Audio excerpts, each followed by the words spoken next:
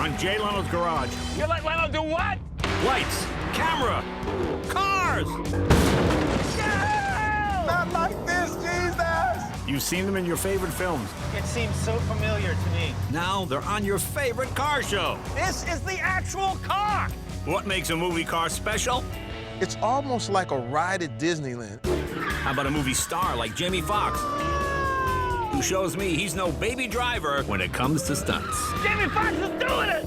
Musician James Taylor relives his two-lane blacktop days with his co-star, I honestly never thought I'd see this thing again.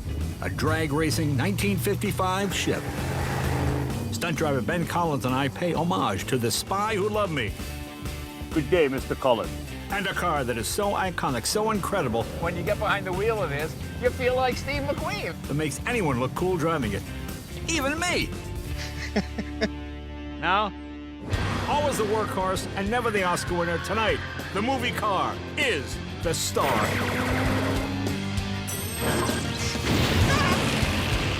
It's electrifying.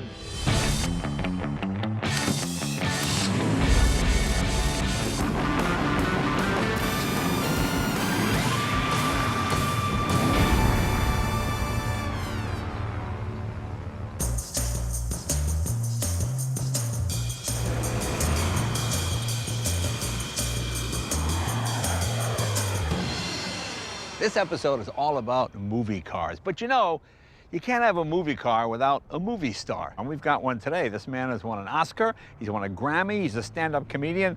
I call him the last of the real Renaissance men.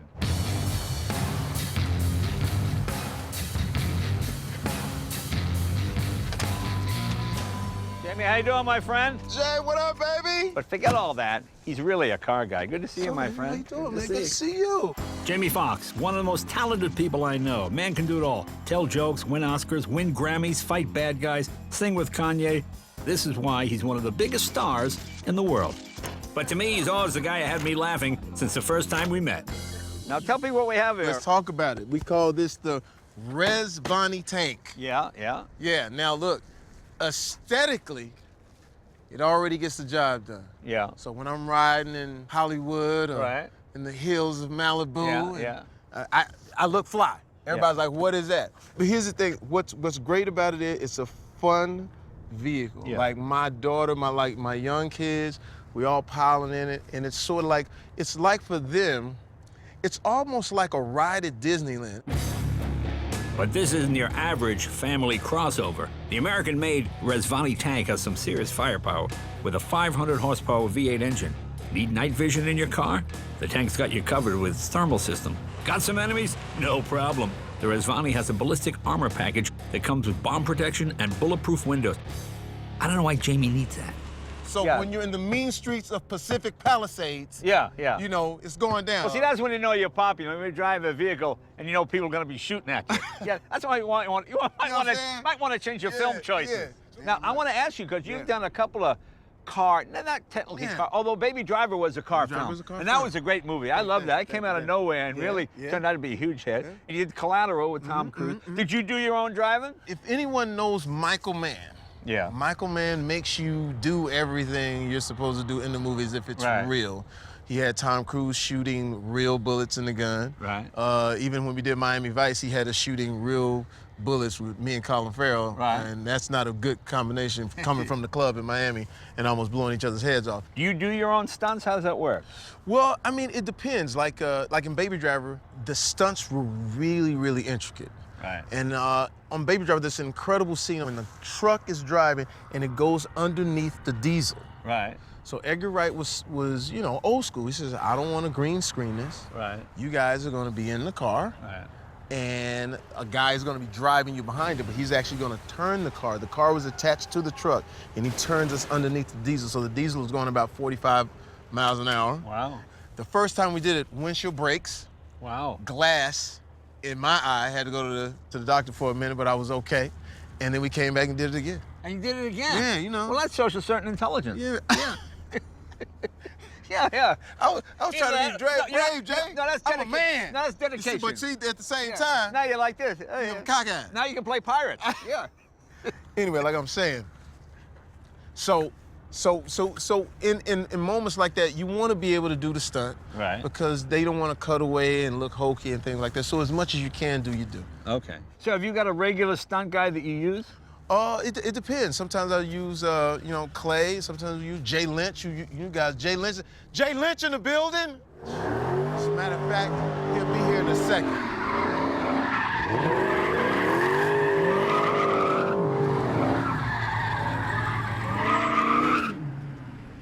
Jay!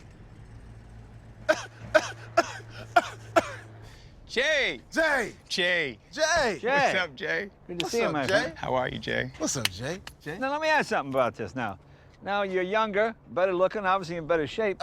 Why aren't you the star? Why are you the stunt guy? It doesn't seem right. I say it all the time, It Jay. doesn't seem right. It just depends on who the casting couch, man. You might not believe it, but Jay Lynch has been a stunt driver for almost 30 years and has over 200 movies under his belt.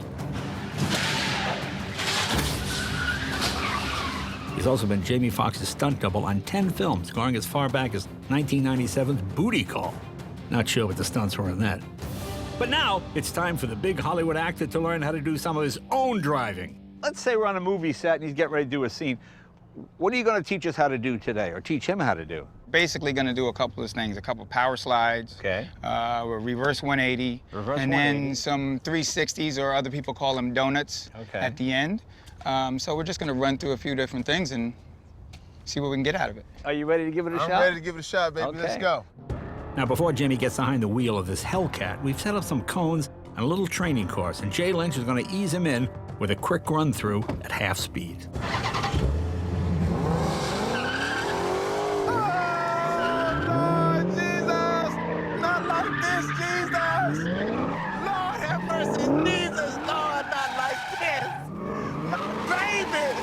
My baby! Lord have mercy, Jesus! Lord! Not like this, Lord!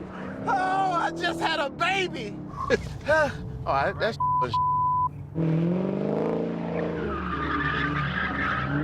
Oh, Lord have mercy!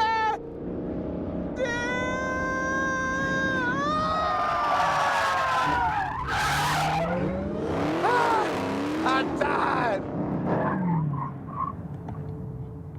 That was cool. I feel like I'm in a Tyler Perry movie.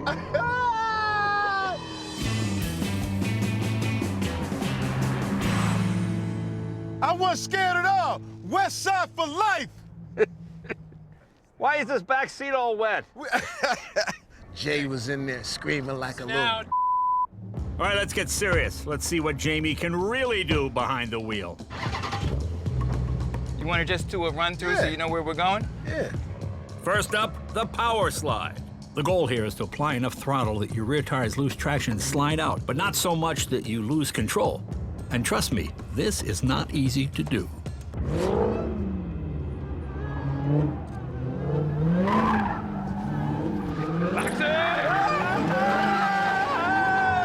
So it's not easy, is it? I mean, I just gotta. Take some practice. Yeah. Yeah, it's work.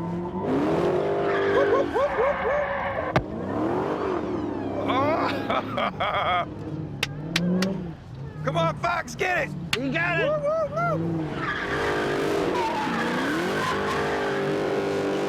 I know you won a Grammy and an Oscar. If you win the Indianapolis 500, I'm gonna be pissed. Now, Jamie's going to attempt the reverse 180, also known as the J-turn, named after a handsome ex-talk show host. Put this hand here, and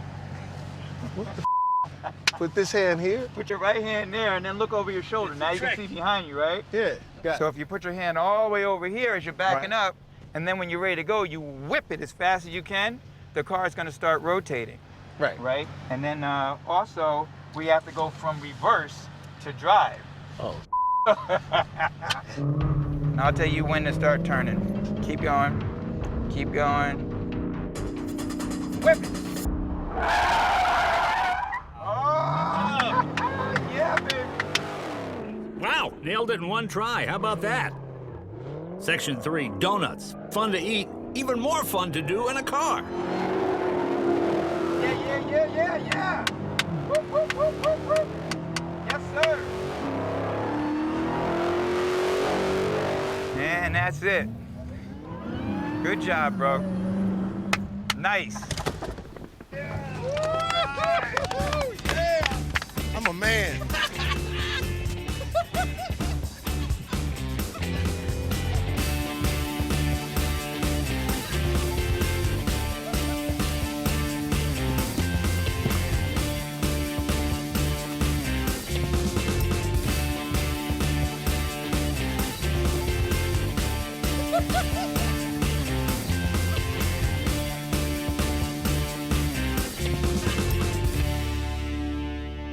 All right, boss, what's up next? All right, so Jay, it looks like you got this on lock, man. I think it's time you go ahead and try this course by yourself.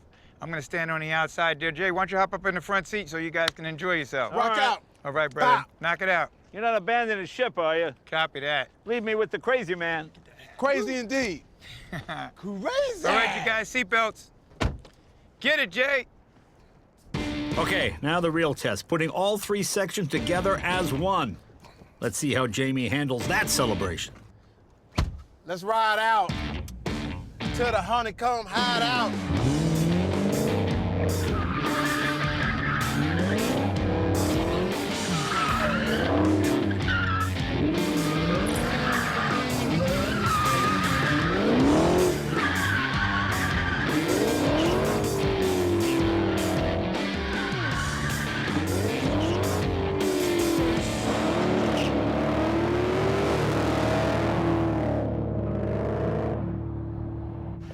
Let's see.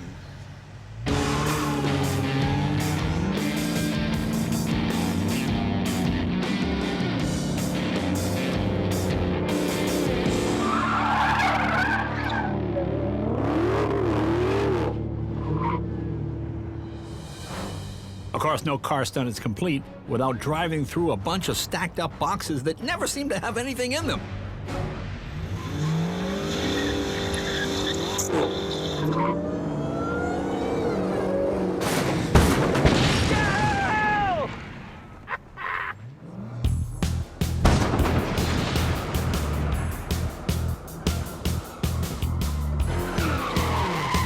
Well, I think it's fair to say if the acting, singing, comedy thing doesn't work out for Jamie, then let's fall back on stunt driving. Good work, Brother Fox. Thank you, my friend. Nice. Thank you, Mr. Lynch. It looks like I'm about to be on the unemployment line. We did it, baby. Yeah.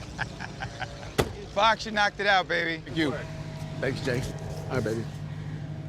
Coming up, Good day, Mr. Collins.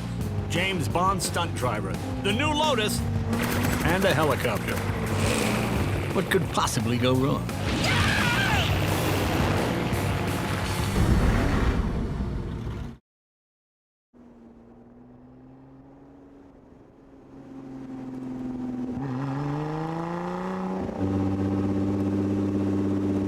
For me, a movie is only made better by an incredible car. In fact, sometimes the car becomes more memorable than the film itself, especially when that car is being driven by one of the most popular characters in film history. We're obviously talking about 007. Well, I'm on the perfect road in the perfect car with the perfect riding companion.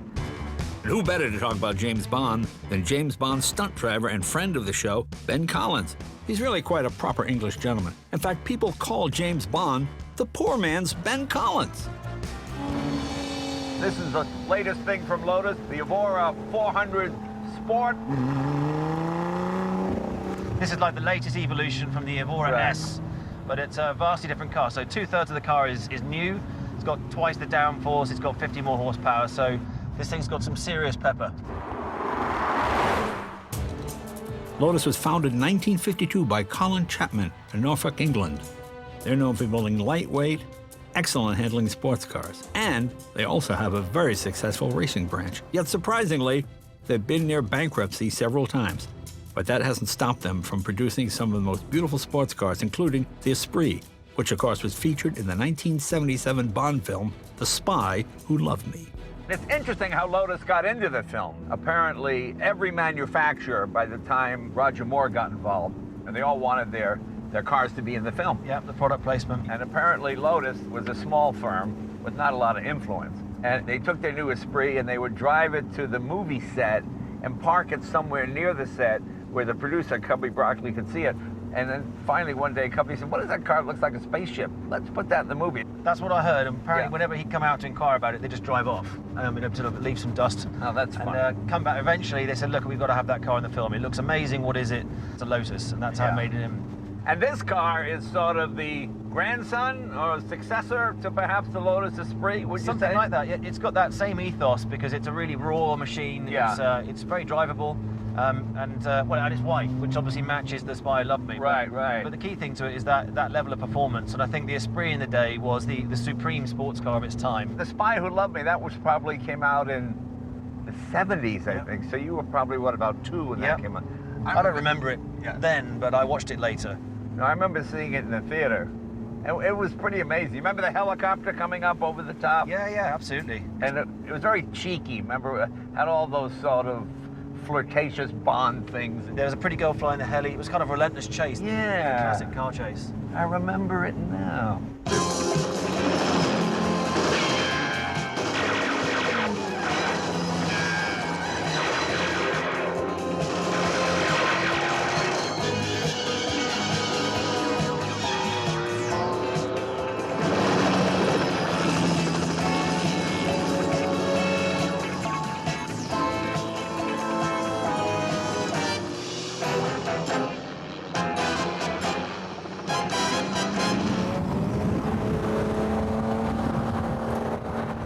Yeah, so it's fun to drive basically the successor to that car. Yeah. Oh, I'd love to try it myself, actually. Would it be possible to maybe take it for a spin on the way down the hill? Oh, well, I guess, I'm having fun doing this. I know but you are. I guess you're the guest and you are the stunt driver, and I've been watching you silently criticizing me. So, all right, let's see how you do. I'm gonna pull over here and we'll let you get behind the wheel. You're a very kind man. Thank you.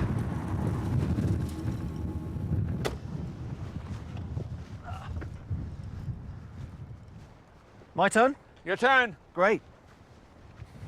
You gonna hop in? I've got something to do. Okay. Good day, Mr. Collins. Strange.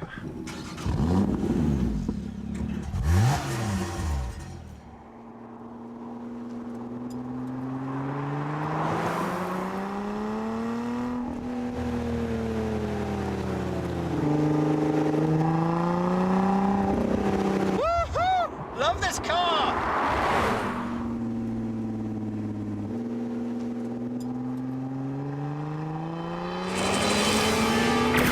Oh, Jesus Christ!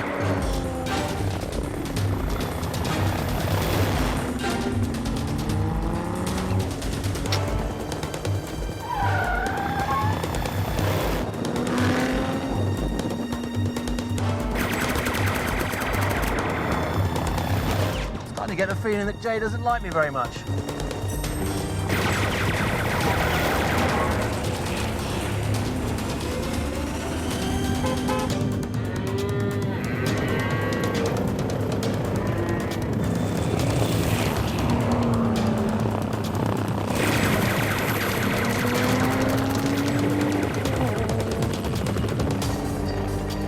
I've got you, Collins.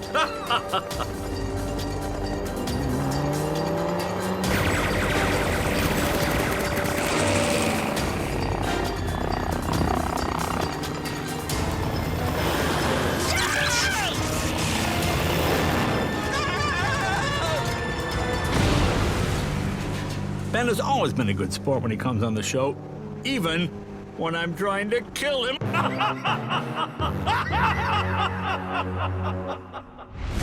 Coming up, There's something behind you? There is something behind me. we've got one of the biggest scoops in movie car history. This is the actual car!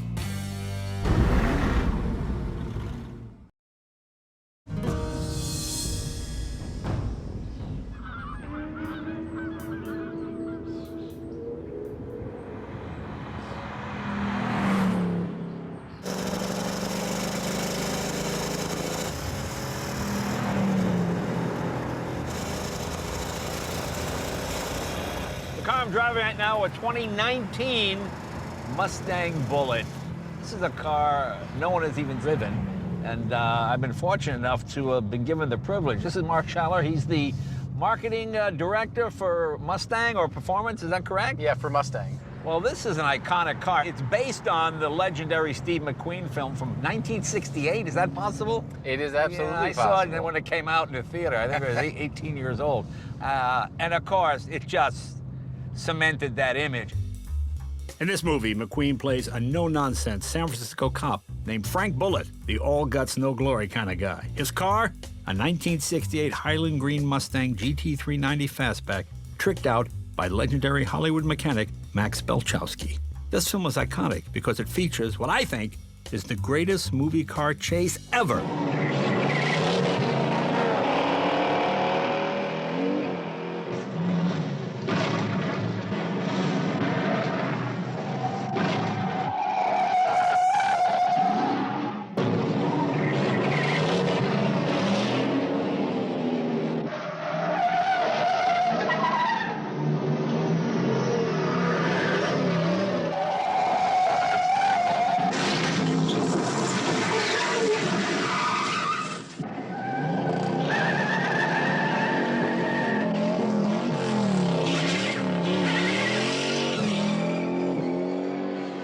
And because of the film's popularity, Ford is now releasing their third special edition Mustang Bullitt.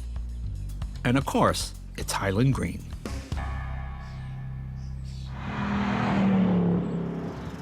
And I have to admit, it makes me smile, you know? When you get behind the wheel of this, you feel like Steve McQueen. I mean, it's really fascinating. And that's really what you're looking for, right? When you get behind the wheel of a Bullitt, you want to feel like you're part of the movie, right? Right. You can imagine yourself, you know, driving around the streets of San Francisco, having some fun with a car like this.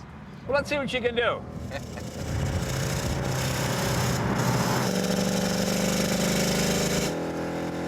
Corners very nicely. Marketing manager getting very nervous, ladies and gentlemen. You let Leno do what? Well, how about the original Bullitt Mustang? Has anybody seen that? That's one of those cars that seems to have just disappeared. Yes, so the hero car from the movie, the original car, has been missing from history for about 40 years. So we knew it was owned by a private individual, and then it sort of just fell off the map, and nobody has seen it, like I said, for about 40 years.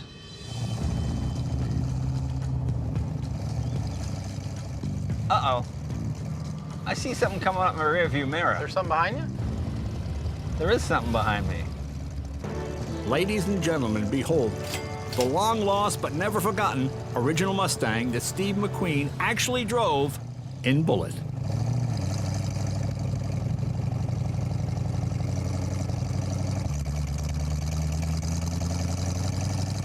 See, it just makes you smile when you see the real car.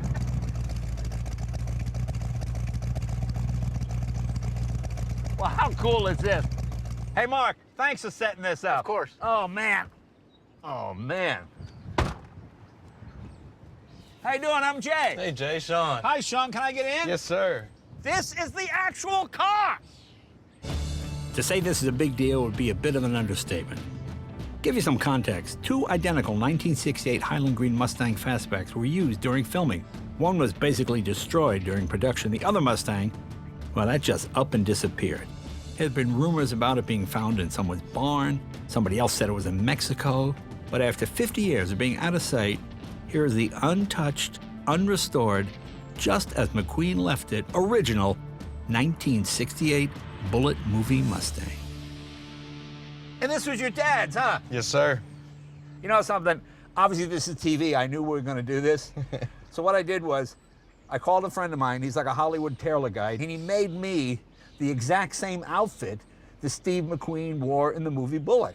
So I thought I would put it on, and I could be Steve McQueen for the day. Awesome. I'm going to go change. Okay, Awesome. cool. Hey, Sean. No?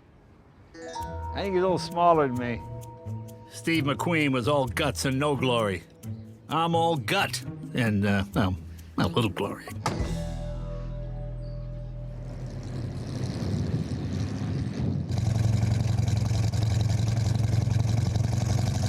You know, this is a real thrill. Because, you know, I saw the movie. I thought it was the greatest movie at the time, but I never thought I'd actually drive the car.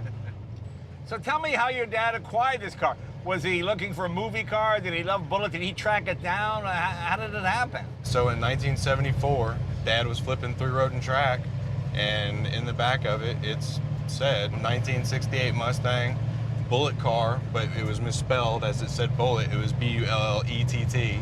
Dad called the guy, and come to find out nowadays that Dad actually was the only guy that called. And really? That was it. He showed up, he bought it, and he took off. So in 77, McQueen got my dad's info from the second owner. Oh, he wanted the car back, McQueen? Yeah, McQueen wanted the car back. And he had called my dad, and then he sent the letter, a real nice letter that said, hey, you know, I'd like to buy the car back. It means, you know, means something to me. If it's not too much money, I'll replace it with another car, you know, to your liking. And by that time, my dad had already put 45,000 miles on the car. Right. They'd had it for 4 years. It was their family car. It was their car. And it wasn't, you know, anything other than thanks but no thanks is what my dad said. So when did you decide this was going to be a family secret that nobody could tell? The car was always a problem. Mom and Dad always said, as far as registering it, because it has no reverse lights. The exhaust is extremely loud. Certain things front to back about the car that just New Jersey didn't like. Right. They didn't want it on the road. You know, that's kind of what parked it. And I think it just kind of accidentally became a secret. Did your dad lose interest in it over the years? No, not at all. We always knew that we wanted to do something with it, obviously. And I think that, you know, he was so busy, and then he retired, and then he developed Parkinson's. Oh, I'm sorry. You know, life just continued to kind of happen. We always wanted to build the car and show it to the world. Sadly, Bob Kiernan passed away in 2014. But his son Sean was determined to get the car up and running. And with word of the new Bullitt's release, he decided it was time to share the family's secret and allowed me to be the first one to drive it. I want people to experience this car, the story, from the beginning to the end, just like I have. And it's a great homage to your dad. I mean, you know, I'm sure you think of him every time you get behind the wheel. Every time. I mean, I think of Steve McQueen, but you're obviously thinking of your dad. Yeah, the timeline and the history is awesome. Well, John, you know what I'd love to do? I would love to dedicate this segment to your dad and thank him for saving this great piece of automotive history, a piece of my childhood, a piece of, God, every car guy's childhood. This is the car that really just did it for everybody. Yes, Thank sir. you, my friend. Thank you so much. You're a great custodian. Yes, sir. And for a wonderful piece of history. Thank you so much.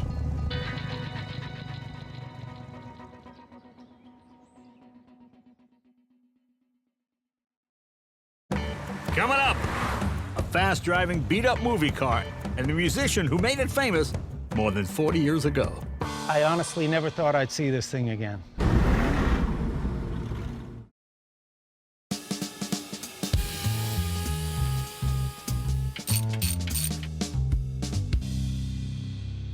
When I was a kid and we went to the movies, we didn't go for the movie, we went for the cars in the movie. And a film that's become a real cult classic is Lane Blacktop. Monty Hellman's 1971 movie is a serious car film. It's basically about two guys drag racing across the country. It's a simple story, actually it's not even a story at all, with some incredible cars in it. And it starred two non-actors, Beach Boy Dennis Wilson and Rock and Roll Hall of Famer, multi-Grammy winner, and one of my favorite musicians of all time, Mr. James Taylor. One of them Dodge Chargers, let them go by. Not today.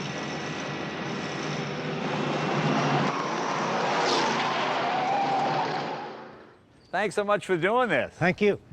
That was your acting debut, wasn't it? That was the beginning and the end of my acting career. That 5 weeks. Did you not like making movies? It was just completely astounding to me. It was bewildering. Do you remember the car? When was the last time you actually saw that car? Someone did purchase the car and brought it backstage at a show that we did. But you didn't drive it? So, no. Would you like to drive it again? We have the actual car. No kidding, it's here? Yeah, we have it here. We have the actual car from the movie. Let's take a look. Let's open the door. No peeking. Yep, that's it, all right. Oh my God. The other star of the movie was a 1955 Chevy Gasser. This is one of the three that were built for the film.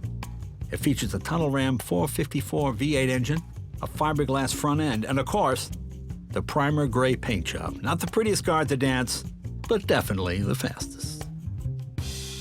I honestly never thought I'd see this thing again. That sounds like a song. Actually, your music played a big role in my career. One day I sat in my apartment and I said, if I stay here any longer, I'm gonna wanna get nice things. I've gotta go to California where the business is, okay? And I walked up my apartment door and I headed to California, and you came on the radio. And I was about 20 miles outside of Boston, and I heard that line, 10 miles behind me and 10,000 more to go. And I thought, oh man, that's pretty much what it is. But that always stayed with me. That's why I've always felt a certain kinship. Just up and left. I just up and left. Let's show people what the engine is here. It's a 454, and I guess it's stroked to 496, so it makes about 600 horsepower. Was this about the fastest car you'd ever driven at the time you did the movie? No doubt about it. Now, did you wreck one of these? Did you crash one? I did. It was the final shot. Right. The cameraman was in the back. He was filming me doing runs down this abandoned airstrip in Virginia. When they left it for me, for some reason, they backed it up a little bit so that the chase car could follow him or something. Right. They left it in reverse. So the car went tearing backwards? It sprung to go forwards, and it just jumped up and down like a giant having a tantrum. It just ripped itself to pieces. So are you anxious to get behind the wheel again, see what it's like? I am. Is it like riding a bike, you think? You just pick it right back up? I think it's like riding a bike or driving a car, maybe. Yeah, it's like driving a car. That's right. What did you think when you saw the movie? Oh, I never saw it. You never saw it? No, I couldn't stand it. Well, you don't like to watch yourself? That's part of it, yeah. I don't like to hear myself or to watch myself, but... Really? You don't like to hear yourself? Well, you know, by the time I finished an album, I've heard it so many times that I'm pretty much there. Well, you about ready to relive the experience? I think so. Make sure we're not in reverse. Remember that story? That's right.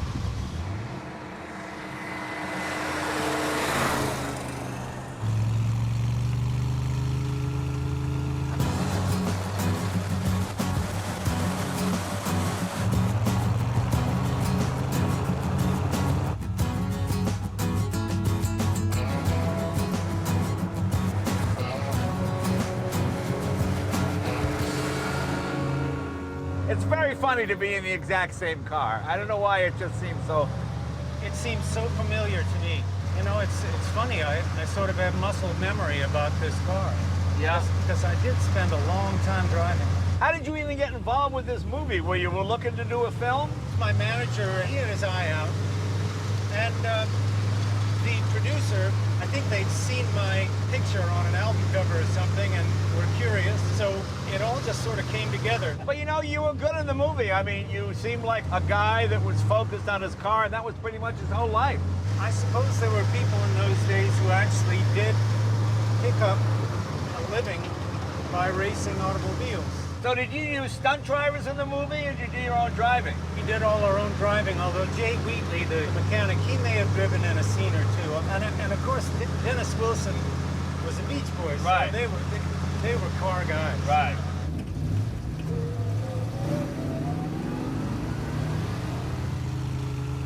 What was your first car, do you remember?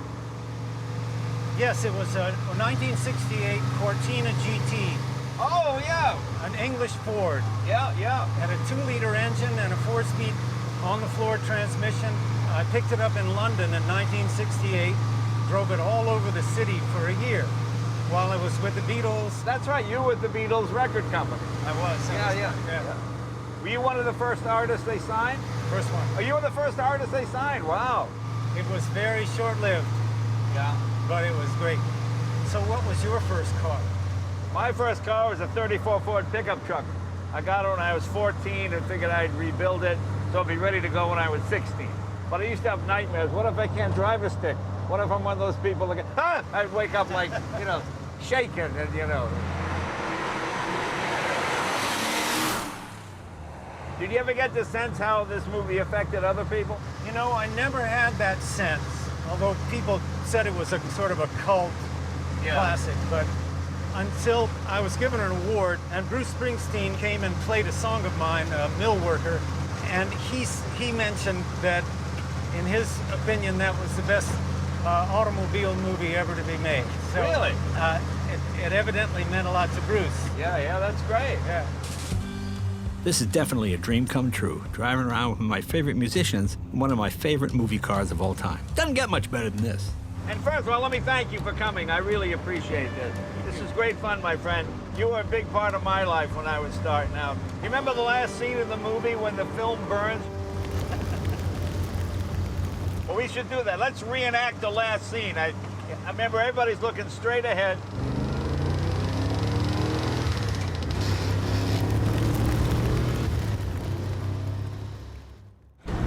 For more cool cars, go to jaylenosgarage.cnbc.com. Now it's time to play Kings of the Road. Welcome to Kings of the Road, America's fastest growing automotive quiz show. I'm your host, Jay Leno, my co-host, appraiser extraordinaire, Mr. Donald Osborne. Jay, the rules are simple. We have two teams, Team Osborne and Team Leno. Each team will be asked a question, and they'll have 10 seconds to come up with an answer. If they get it right, they get 2 points. However, if they're wrong, then the other team gets to steal the question, and tonight's theme are movie and TV cars. All right, let's meet Team Leno. You have Heather Storm. Heather is host of Velocity Network's hit series Garage Squad. And of course, our old friend Justin Bell joins us again, accomplished television host. And look at this, he's won the 24-hour of Le Mans. No, I'm glad you know me so well you have to read it from a card, I do have Jay. to read it from a card, yeah. All right, ready to begin? In the TV show The Rockford Files, actor James Garner drove a gold what? Answer? Trans Am. Pontiac Trans Am. Yes. That's incorrect. Team Osborne. Go ahead. A Firebird? Firebird, that is correct. He just pulled that out of somewhere. Donald, tell us who's on your team.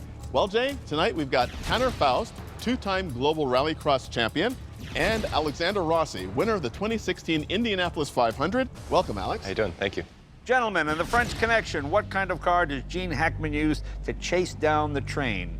One of the most famous chase scenes in history. Exactly. And the way people drive in New York City every day. I don't know. A Torino. No, I'm sorry. Torino. No. All right, let's go to Team Leno. It is a Citroen. A Citroen? A Citroen. No, I'm sorry. The car was a 1971 Pontiac Le Mans. Le Mans, you remember Le Mans? Right. Team Leno. In the movie Rain Man, what kind of car did Tom Cruise use to drive his autistic brother Raymond to Las Vegas? It's got to be very American. Yeah. He drove a Cadillac. Let's go to Team Osborne. Some giant convertible Chevy. Convertible? No. It was a Buick. a Buick Roadmaster. Okay. Let's review the score. Team Osborne is at 1 point. Oh, okay. And Team Leno is not at 1 point. I couldn't be prouder of my team. Okay, here we go. Here we go. Okay. I have just worked out the problem, guys. It's a generational thing. It is. Yeah. Seriously. We're too young. Isn't that that's what it is? Yeah. Let me go to the Team Osborne. Every car person should know this one. Oh, good gosh. What supercar appears in the opening scene of the original version of the movie The Italian Job? Oh, Mini. The original version? Mini Cooper. No. Yeah, that was. An Audi? She jumped in there. Please, no fisticuffs. We're not a Lamborghini Countach. No, a Lamborghini Miura. Here we come up on the final question for Team Leno. Now, it could go either way now. It could go either way. Either team could win. What kind of car did Don Johnson drive in the 1980s TV show Miami Vice? It was white. Oh, I know that part. I picture the white. Okay, come on. Don Johnson would have driven. I can see him right now. All that hair and shoulder pads. I see a suit. BMW 5 Series No, convertible. no BMW. Okay. Team Osborne. So there were two. Excellent. If we're going white, it's a Testarossa. Absolutely correct. Ferrari Testarossa. Bravo, Team Osborne. Wow. Team Osborne. And so to recap the scores, Team Leno, with a valiant effort, came up with 0 points, and Team Osborne, at 2 points, are champions and winners for tonight. Congratulations, gentlemen. Get your Fern handshake. Thank you, There sir. are. And of course, our lovely Katie with the Leno Car Care Thank products. you. There you are. And of course, for Team Leno, which brought shame and disrepute to the show, no handshake, but you do get the car care products. We get the car products. Are you proud of your team, Jay? I am very proud of my team. All right, we'll be right back right after this.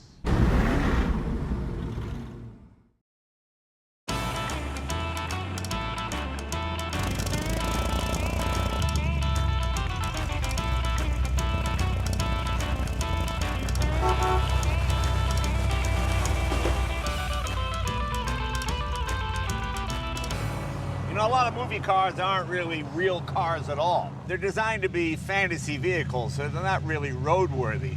This one comes close to being that.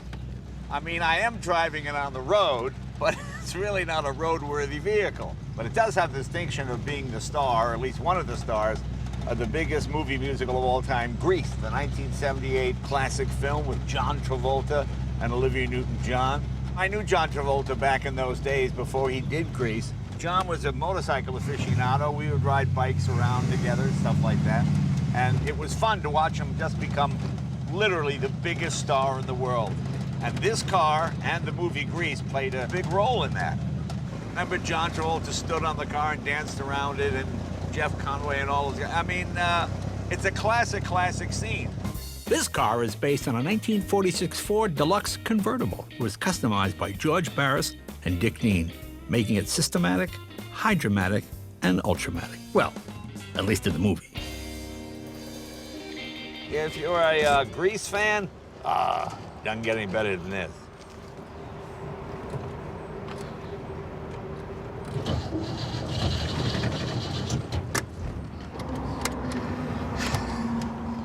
This is a classic example of what I'm talking about. I think this is the most this car's been driven in 30 or 40 years. And our ride is pretty much over. It's electrifying.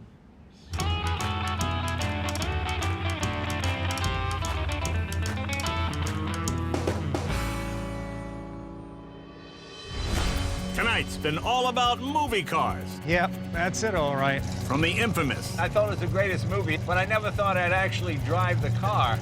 the fast, I died. the downright ridiculous, They're designed to be fantasy vehicles, so they're not really roadworthy. to the incredible stunts, and the oddly suggestive chase scene. It may never get top billing, but for me, the car will always be the star of the film.